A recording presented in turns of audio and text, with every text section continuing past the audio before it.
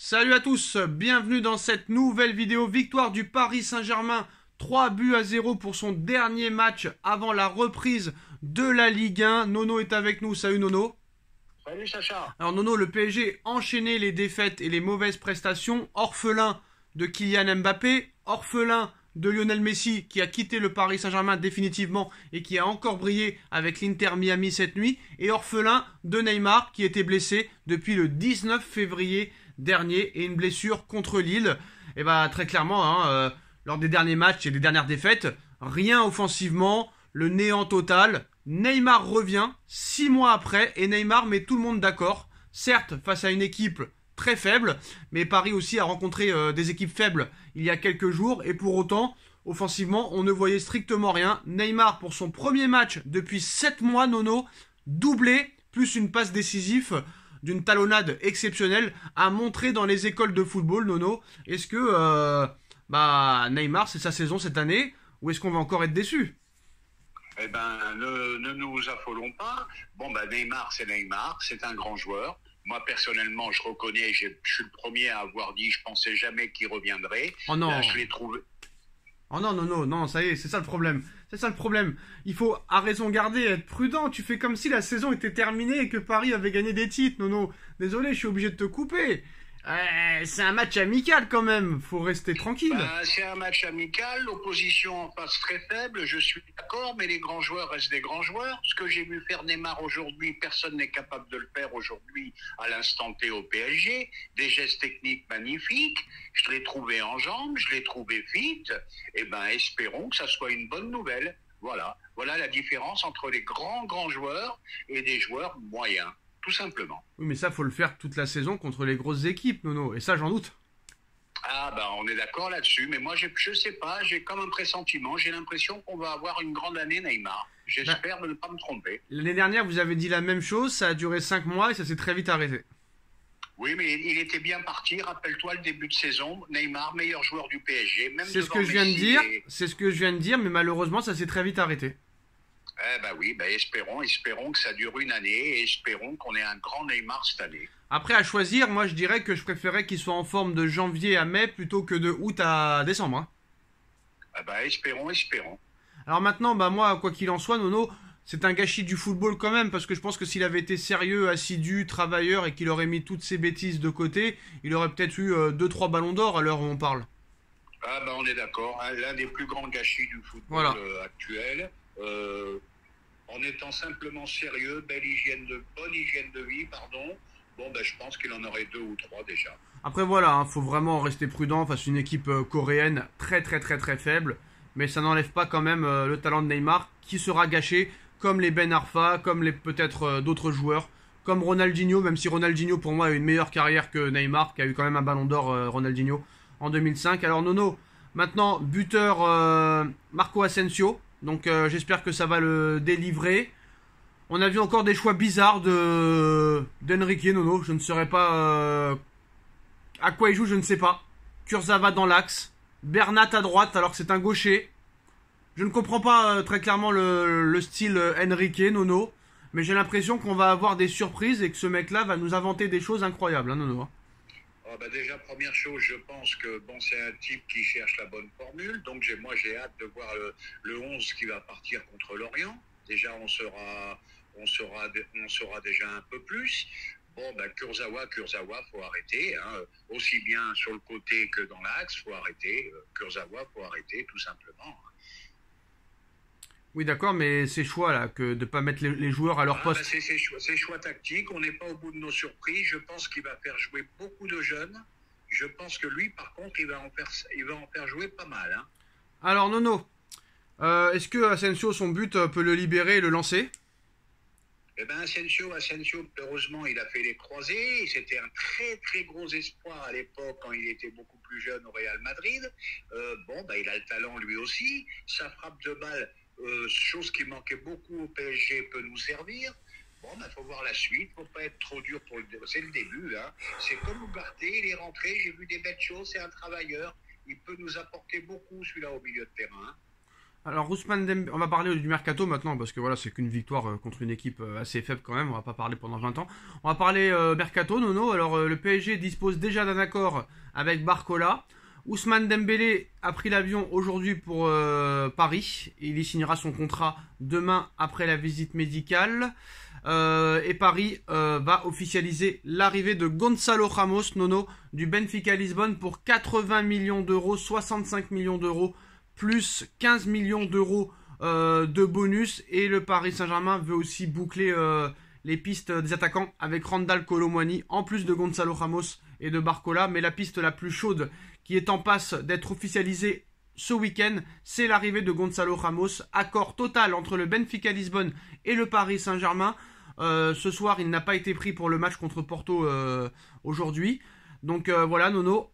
Paris tient enfin son nouvel attaquant. Alors Paris voulait Harry Kane, Osimhen, Vlahovic qui a été buteur hier face au Real Madrid et se retrouve avec Gonçalo Ramos qui pour moi, Nono, certes est peut-être un bon joueur, mais pour moi le PSG là encore une fois surpayé. Pour moi ça ne vaut pas 80 millions d'euros, même si pour le moment c'est 65 plus 15 millions d'euros de bonus. Mais pour moi c'est beaucoup trop cher. Quand on voit qu'on a explosé Leonardo pour Mauro Icardi qui avait déjà prouvé au haut niveau à 26 ans à l'époque, 72 millions d'euros qui avaient déjà été surpayés. Et là maintenant Gonçalo Ramos qui n'a pas vraiment encore prouvé au haut niveau, 80 millions d'euros, Nono. Est-ce que là très clairement Paris a fait le surtransfert de trop, on va dire? Ah ben moi pour moi c'est très cher. Bon ben gros espoir portugais, international, on est d'accord là-dessus. Bon ben on est toujours sur la même optique. C'est un joueur qui a fait une belle saison, donc moi ça me paraît très cher, 80 millions. C'est à se demander si le club n'appartient pas à Mendes. Parce que moi, je peux être directeur sportif du PSG demain. Hein. Je prends le carnet d'adresse de Mendes. Je crois que c'est le 4e ou 5e joueur de Mendes. Et moi, ce qui me fait rire, c'est que par rapport en interne, ils te disent qu'ils trouvent ça bizarre que Mendes soit autant présent, mais ils valident quand même les transferts. Donc c'est assez bizarre. Oui, c'est à se poser des questions. C'est pour ça que je te dis, je vois pas l'intérêt de Campos. Campos, bon, ben, comme je te dis, n'importe qui peut faire aussi bien. Hein. Voilà, le carnet d'adresse de Mendes et on recrute. 80 pour moi, c'est cher. Alors, l'année dernière, 30 matchs en Super League portugaise, 19 buts, 7 passes décisives, donc c'est honorable. En Coupe du Portugal, 2 matchs, 0 but. En Coupe de la Ligue portugaise, 1 match, 0 but. Et en Ligue des Champions, 14 matchs, 7 buts, 5 passes décisives, c'est quand même pas mal.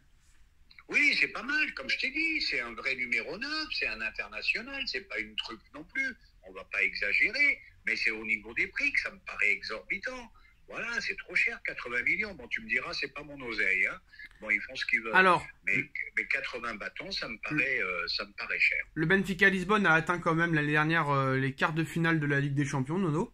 Il a quand même mis 7 buts en 14 matchs, 5 passes décisives. Il vient d'avoir 22 ans, c'est peut-être pour ça que c'est aussi cher, parce qu'il est très jeune. Eh ben voilà, il peut encore progresser, 22 ans, déjà international, ben voilà, il a tous les atouts pour lui, hein, tout simplement. Et surtout... Mais moi, ce que je reproche quand je dis c'est cher, c'est que nous, on surpaye les transferts, et quand nous, on vend, ben, on te donne 5 millions pour celui-là, on te donne 10 millions pour celui-là, pour celui-là, on te donne un prêt, voilà, c'est incroyable. Alors, ses débuts en plus avec le Portugal sont assez bien, hein. 7 sélections, 4 buts, c'est pas mal. Avec les espoirs, il faisait aussi de belles choses. C'est une belle promesse, mais pour moi, ça reste cher. Pour moi, ça valait pas plus de 50, voire 60 millions d'euros grand maximum. Eh ben, t'as dit la phrase exacte. C'est une belle promesse. Attendre et voir, mais surpayer. Voilà, parce que ça m'étonnerait que tu le revendes le double. Hein. Ça, faut être très clair là-dessus. Alors, Nono, des avancées sur le dossier Kylian Mbappé. Alors maintenant, ce qu'il faut savoir, c'est que devant, si Paris arrive à finaliser, bien sûr, toutes ses recrues d'ici le 31 août, Paris pourrait se retrouver avec Neymar, Kangin Lee, Asensio, Ekitike, Dembélé, Ramos, Barcola et peut-être Randal Kolo Muani. C'est-à-dire que ça ferait quand même pas mal d'attaquants à l'heure où on parle. Et bah plus que jamais, le départ de Mbappé, Nono, est d'actualité, surtout après la défaite encore une fois hier du Real Madrid face à la Juventus de Turin, Nono. Les anciens parisiens ont brillé hier avec un but de Moïse Kean et un but de l'ancien parisien, fils de Georges Weah. Timothée Weah et un troisième but de Vlahovic. Alors, l'accord total entre les représentants de Kylian Mbappé et le Real Madrid sont proches. Si le Real Madrid refuse de payer pour le moment toujours un transfert astronomique, hein, mais est prêt quand même à faire une offre dans les prochains jours, et une prime à la signature équivalente à celle prévue dans l'accord de l'été 2024, Nono. C'est-à-dire qu'en fait, un compromis est proche d'être trouvé pour cet été. Madrid propose une prime à la signature décroissante du niveau du prix du transfert de Kylian Mbappé avec un prix plancher, un compromis satisfaisant. Le salaire et la durée du contrat seraient de 5 ans plus une année en option et plus de 40 millions d'euros net par an et un bail longue durée avec une option d'un an. C'est-à-dire que pour ceux qui n'ont pas compris, Nono, Mbappé et le Real, il y a plus de 6 mois, se sont mis d'accord pour arriver libre l'été prochain, mais ils ont négocié apparemment une prime à la signature de 150 millions d'euros. Donc quoi qu'il arrive pour Pérez, ça coûtera 150 millions d'euros. Donc quitte à payer une prime à la signature l'année prochaine, à 150 millions d'euros, bah autant l'avoir cet été, Nono, et c'est pour ça que le transfert pourrait se faire dans les prochaines semaines, Nono. Ah ben moi je vais rester sur mes idées. Moi j'attends avec impatience de voir la proposition que fera Pérez s'il en fait une, parce que lui c'est vraiment il fait attention à ses sous. Donc voilà, point d'interrogation, mais je pense malgré tout que je vois pas comment Mbappé peut rester. Voilà. Est-ce qu'il aura le courage de rester un an sur... Ah bah Nono, on t'a donné ta chance, t'as fait un pari, t'as dit qu'il resterait, il faut rester... Oui, voilà. Voilà. Ben, je change pas d'avis. Ah non, mais attends. Nono, je t'ai fait un cours, la vidéo a duré 29 minutes, Nono. T'as rien voulu savoir, et tu es resté sur ta position de dire qu'il va rester au Paris Saint-Germain. Et maintenant, tu es en train de changer d'avis parce que tu vois que Paris va enchaîner les attaquants, mais tu n'as pas écouté mes arguments, Nono. Non, mais c'est pas que j'ai pas écouté tes arguments, j'ai pas changé d'avis. Si, tu es en train de changer d'avis. Je ne vois pas Pérez à un an de la fin du contrat envoyer 200 millions. Mais c'est ça le problème, Nono, c'est ça le problème entre les gens intelligents. Je ne mets pas en cause ton intelligence, hein, rien à voir. Mais vous ne comprenez pas, je pense, le français. Et le problème, c'est qu'en plus de ça, toi, tu n'as aucune excuse par rapport aux abonnés, parce que les abonnés se permettent de critiquer en commentaire une vidéo de 10 minutes, ils en regardent seulement 1 minute 6. Donc ils ne savent pas ce qui a été dit. Et ils te critiquent alors que tu as dit la même chose. Ce que tu ne comprends pas, Nono, c'est que quoi qu'il en soit, c'est le seul argument que je vais te donner, quoi qu'il en soit, ça coûtera minimum 150 bâtons à Pérez, qu'il arrive librement ou cet été. C'est ça que j'essaie de vous expliquer. Tout le monde dit en commentaire, mais Sacha, tu comprends rien, jamais Pérez proposera 150 ou 200 cet été, alors qu'il peut l'avoir gratuitement. Oui, d'accord, mais tu oublies de dire que quoi qu'il en soit, la prime à la signature l'année prochaine, s'il arrive libre, lui coûtera minimum 100 bâtons. 100 bâtons. Donc, quelle est la différence de les dépenser cet été en transfert ou l'année prochaine en prime à la signature, Nono? Ouais, mais ce que tu oublies, c'est que s'il vient cet été, il a le transfert plus la prime à la signature. Non, il n'est pas obligé, Pérez, de lui donner une prime à la signature. Quand il y a un transfert, il n'y a pas de prime à la signature, Nono. S'il y en a une, elle sera beaucoup moindre que celle de l'année prochaine. Ah, bah alors ça change pas mal. Ben oui, c'est ça que vous comprenez pas. L'année prochaine, non, Pérez ne dépensera pas 150 cet été, alors qu'il peut l'avoir gratuitement l'été prochain. Mais quoi qu'il arrive, ça lui coûtera 150 bâtons l'été prochain, vu que ça a été négocié déjà à l'avance entre les deux. C'est pour ça que Paris veut porter plainte contre le Real Madrid, parce que le Real a discuté avec Mbappé, alors que sans l'accord du PSG. C'est ça que j'essaie d'expliquer, mais personne ne comprend, Nono. Personne ne comprend. Bah aujourd'hui on comprend un peu mieux, alors donc je vais en... Bah non, Nono, ça on le savait déjà. Écoute. Ça on le savait déjà, Nono, que quoi qu'il arrive, ça coûterait 150 bâtons minimum à Pérez, libre ou cet été. C'est pareil. Et ça, Pérez le sait très bien. Ce qui prouve une nouvelle fois que tout Mbappé qu'il est, c'est l'oseille en priorité lui aussi, et point final. Hein. Voilà, c'est sûr et certain, quoi qu'il en soit. Mais c'est ça que j'essaie d'expliquer, mais personne n'écoute les arguments. Voilà, c'est ça le problème.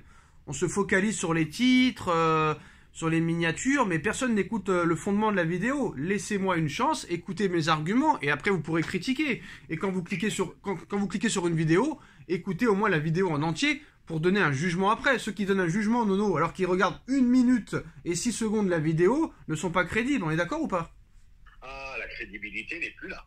Ben voilà, c'est pour ça. Donc maintenant, faut pas y faire attention, mais quoi qu'il en soit, ce que vous devez comprendre, c'est que pour Pérez, ça coûtera minimum 100 millions d'euros qu'il arrive cet été ou l'année prochaine. Donc quelle différence pour lui? Et Nono, je sais pas si tu as vu le match d'hier, mais il faut en parler. Défaite encore une fois 3-1. Et surtout, Nono, sur les 2 derniers matchs, 62 tirs tentés, seulement un but marqué du côté du Real Madrid. Et on va me faire croire que M. Pérez va rester comme ça toute la saison? Non. Ce qui prouve que ce que je viens de dire pour Neymar était valable aussi au Real de Madrid. Un être vous manque et tout est dépeuplé. Voilà, Benzema n'est plus là et ça va faire un gros vide pour Vinicius, ça. Et je pense pas que, vu que c'est pas le même profil, je pense pas que Mbappé puisse apporter beaucoup plus au Real. Hein. Pourquoi? Parce que déjà il est au même poste que Vinicius. Deuxièmement, c'est pas un avant-centre pur. Et Benzema te distribuait des caviars sur caviar. Donc, mais n'oublie pas que Rodrigo peut jouer numéro 9 parce que souvent cette année, quand Benzema n'était pas là, Ancelotti faisait Vinicius à gauche, Rodrigo dans l'axe et à droite Valverde. Oui, on est d'accord là-dessus. Mais après, le problème, c'est que est-ce que Mbappé acceptera de jouer à droite? Ça, je pense pas. Moi, je pense que de toute façon, quoi qu'il arrive, on ira vers un clash Vinicius-Mbappé. Si Mbappé signe au Real. Mais tu es en train de changer d'avis, Nono, et tu es en train de voir que les arguments que j'avais lancés il y a quelques jours sont exceptionnels et que malheureusement, comme en classe, comme à l'école, tu n'as pas écouté. Voilà. Je vais redoubler, alors c'est pas un problème. Mais est-ce que tu assumes quand même ton choix de dire qu'il va rester au Paris Saint-Germain? Pour moi, ça sera pas cet été. Hein. Je reste sur ma Mais position. Quand même, tu étais prêt à changer d'avis il y a quelques minutes. J'étais pas loin, mais tu sais, des fois, on est chancelant. Hein, et puis, on se dit, on voit des choses que la veille, il n'y avait pas. Mais non, mais c'est simple, Nono. Là, tu vois que ça va recruter Nono, à tout va. Nono, regarde, chronomètre. Nono, regarde. Nono, chronomètre. Nono, chronomètre. Il n'y a pas de secret. Regarde, chronomètre, hein, ça va durer 30 secondes. Si Mbappé ne prolonge pas, ils veulent le vendre. Si lui veut pas être vendu et veut rester à Paris, il sera hors de l'effectif et ne jouera plus de la saison. Impensable pour Mbappé. Du côté du Real Madrid, impensable de rester une année sans attaquant et sans remplaçant à Karim Benzema. Kane n'est plus disponible, Osimhen n'est plus disponible, Vlahovic n'est plus disponible, Haaland n'est pas disponible, Güler vient d'être blessé, Benzema, dernier ballon d'or, n'a pas été remplacé. Impossible pour Pérez de rester un an sans attaquant à Benzema et à Güler qui vient d'être recruté. Et en plus de ça, Nono, l'argument de poids, c'est que quoi qu'il en soit, ça lui coûtera 150 patates, que ce soit cet été ou l'année prochaine. Voilà les arguments, c'est très clair. Ok, tes arguments sont bons, on verra. On verra, suite au prochain numéro, comme dirait l'autre. Voilà les postos. Tchuss. Tchuss.